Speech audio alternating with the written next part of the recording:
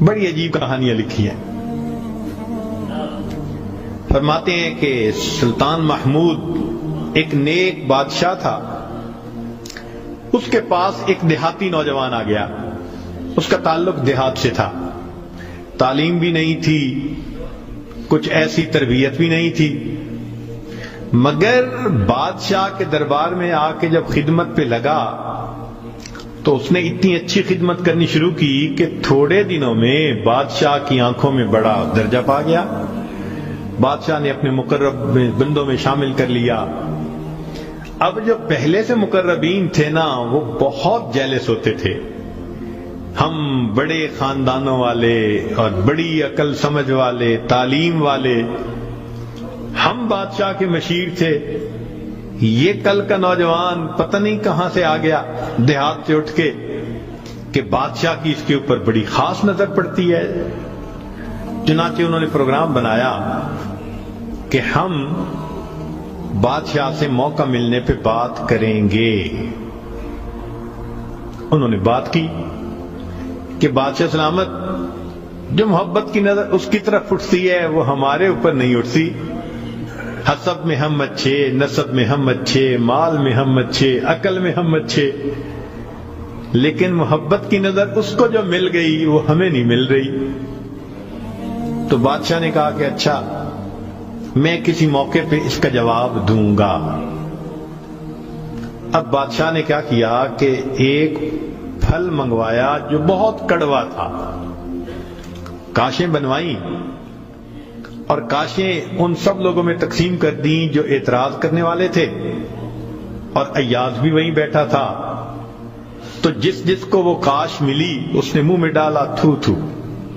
بادشاہ سلامت بڑا بہت کڑوا، توبہ توبہ بہت کڑوا، سب نے اپنے منہ سے وہ پھل نکال دیا اور کہا کہ بادشاہ سلامت یہ بہت کڑوا ہے۔ تو بادشاہ نے جب ایاز کو دیکھا تو وہ مزے سے کھا رہا تھا، تو بادشاہ نے اس سے پوچھا کہ ایاز یہ کاش میٹھی ہے جو اتنے مزے سے کھا رہے ہو؟ اس نے کہا بادشاہ سلامت ہے تو کڑوی، کھاتے کیوں جا رہے ہو؟ اس نے کہا بادشاہ سلامت میرے دل میں یہ بات آئی کہ جس بادشاہ کے ہاتھوں سے میں زندگی بھر میٹھی چیزیں لے کے کھاتا رہا، اگر آج مجھے کڑوی بھی مل گئی تو میں اس کو واپس کیسے کروں؟ عمر بھر میٹھی چیزیں لے کے کھاتا رہا، آج کڑوی بھی مل گئی تو واپس کیسے کروں؟ کاش کہ یہ چیز ہمارے اندر آ جاتی کہ جس پروردگار کی نعمتوں سے ساری زندگی ہم انجوائے کرتے رہتے ہیں، اگر کبھی کوئی اس کی طرف سے آزمائش کی گھڑی بھی آ جائے تو ہم پھر شکوہ کیوں کرتے ہیں؟ اب بادشاہ نے سوچا کہ بھائی یہ لوگ جو بہت اعتراض کرنے والے تھے نا، ان کے سامنے کوئی اور ایسا ہیلا کرنا چاہیے کہ ذرا ان کو بات سمجھ میں آ جائے۔ تو ایک دن بادشاہ آیا اور اس نے کہا کہ دیکھو بھائی آج میں تم سب کی عقل کا امتحان لوں گا، تمہارا آئی کیو لیول دیکھوں گا کیا ہے، اور میں دیکھتا ہوں کہ کون اس میں پاس ہوتا ہے۔ اب جب بتا دیا تو سب بڑے محتاط ہو گئے۔ بادشاہ نے ایک موٹا سارا ہیرا دکھایا، دیکھو یہ کتنا قیمتی ہے،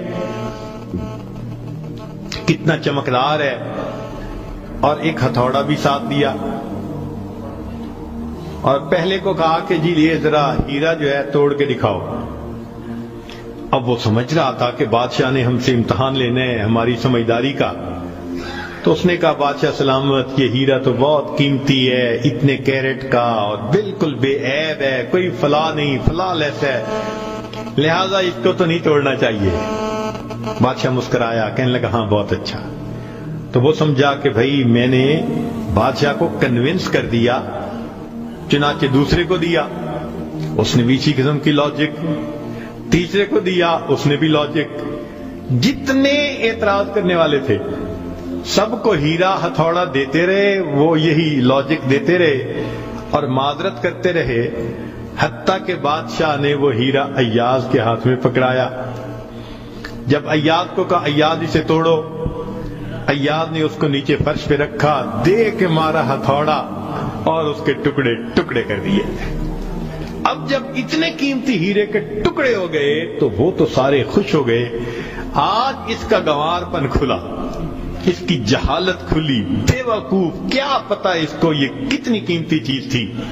تو وہ ایکسپیکٹ کرنے لگے کہ آج تو بادشاہ اس کو دھکا دے دے گا دربار سے۔ تو جب ہیرے کے ٹکڑے ہو گئے تو بادشاہ نے اس کی طرف دیکھ کے کہا، ایاز تو نے ہیرے کے ٹکڑے کر دیے، اتنے قیمتی ہیرے کے؟ تو ایاز نے آگے سے سمپل سا آنسر دیا کہ بادشاہ سلامت، آپ نے مجھے حکم دیا تھا ہیرے کو توڑ دو۔ اب میرے سامنے دو آپشن تھی، یا تو اتنے قیمتی ہیرے کو توڑ دیتا، یا پھر میں انکار کرتا تو آپ کے حکم کو توڑ دیتا۔ میری نظر میں آپ کا حکم ایسے سینکڑوں ہیروں سے زیادہ قیمتی تھا، لہذا اس کو کم قیمت سمجھتے ہوئے میں نے آپ کے حکم کو نہیں توڑا، میں نے ہیرے کو توڑ دیا۔ تو بھئی جتنا ایاز کے دل میں بادشاہ کے حکم کا احترام تھا، کاش ہم بندوں کے دل میں پروردگار کے حکم کا ایسا احترام آ جاتا۔ ہم خواہشوں کو توڑ دیں، تمناؤں کو توڑ دیں، اپنی امیدوں کو توڑ دیں، ہم کبھی بھی حکم خدا کو نہ توڑیں۔ تیسرا واقعہ لکھا کہ ایک دن ایک موترس جو تھا وہ آیا اور اس نے کہا کہ بادشاہ سلامت، یہ جو آپ کا زیادہ ہے نا چہیتا ایاز، ہمیں لگتا ہے کہ یہ خزانے سے چیزیں چراتا ہے، ہمیں تو شک ہے۔ بادشاہ نے پوچھا کیسے ہے؟ اس نے کہا جی ایک جگہ کلوزٹ بنائی ہوئی ہے اس نے، اور یہ صبح و شام اس کلوزٹ کا دروازہ کھولتا ہے اور دیکھتا رہتا ہے اور تالا لگا کے چابی اپنے پاس رکھتا ہے، چابی کسی کے ہاتھ میں نہیں دیتا۔ تو بادشاہ سلامت، ہمیں تو پکا شک ہے کہ آپ کے خزانے سے اس نے قیمتی چیزیں چرا کے رکھی ہیں اور یہ صبح و شام دیکھتا ہے ان کو۔ بادشاہ نے اسی وقت ایاز کو بلوا لیا، لوگوں کے سامنے پوچھا، ایاز تمہاری کوئی کلوزٹ ہے ایسی؟ جی۔ تالا لگا کے رکھتے ہو؟ جی۔ صبح شام کھول کے دیکھتے بھی ہو؟ جی۔ لاؤ چابی اس کی۔ ایاز نے چابی نکال کے دے دی۔ بادشاہ نے ایک آدمی کو بھیجا کہ جاؤ اور کلوزٹ میں جو کچھ پڑا ہے سب اٹھا کے یہ کہ لے کے آؤ۔ اب جب وہ گیا تو ایاز تو مطمئن کھڑا رہا، مگر موترزین بڑے خوش ہوئے، آج پکڑا گیا، آج سمجھ لگے گی بادشاہ کو یہ کیسا بددیانت انسان۔ تھوڑی دیر گزری تو جو گیا تھا وہ تالا کھول کے کیا دیکھتا ہے کہ اس میں ایک پرانا سا لباس ہے اور ایک پرانا سا جوتا رکھا ہوا اور کچھ بھی نہیں۔ بڑا حیران ہوا، اس کو یہ صبح بھی دیکھتا ہے شام بھی دیکھتا ہے۔ وہ اس کو لے کے بادشاہ کے پاس آیا۔ بادشاہ سلامت، کلوزٹ میں یہ دو چیزیں تھیں۔ بادشاہ نے کہا ایاز بس یہی کچھ تھا؟ جی یہی تھا۔ ایاز یہ تو اتنی قیمتی نہیں کہ تم ان کو تالے میں رکھو اور صبح شام اس کو جا جا کے دیکھو۔ ایاز نے کہا کہ بادشاہ سلامت میرے لیے قیمتی ہے۔ پوچھا کیوں؟ کہ بادشاہ سلامت، جب میں پہلی مرتبہ آپ کی خدمت میں حاضر ہوا تھا، میں دیہاتی سا لڑکا تھا، یہ تہبند باندھی تھی، یہ کرتا پہنا تھا، یہ جوتا پہنا ہوا تھا، میں نے اس کو اپنے لیے پریزرو کر کے رکھ لیا۔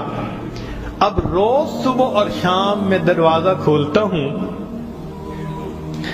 اپنے نفس کو مخاطب کر کے کہتا ہوں ایاز بادشاہ کے احسانات کو مت بھولنا، تمہیں جو اس نے رتبہ دیا تمہاری اوقات تو یہ تھی، تمہاری اوقات یہ تھی۔ میں صبح بھی اپنے آپ کو یاد دلاتا ہوں میں شام بھی اپنے آپ کو یاد دلاتا ہوں۔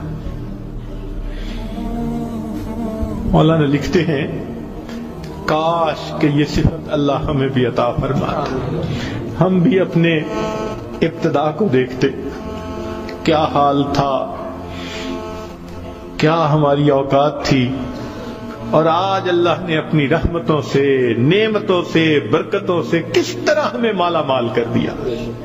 ہم بھی اپنی بنیاد کو یاد رکھتے ہیں۔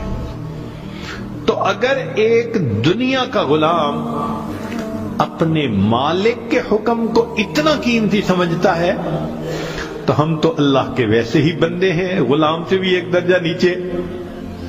ہم تو اللہ کی ملک ہیں، مخلوق ہیں اس کی۔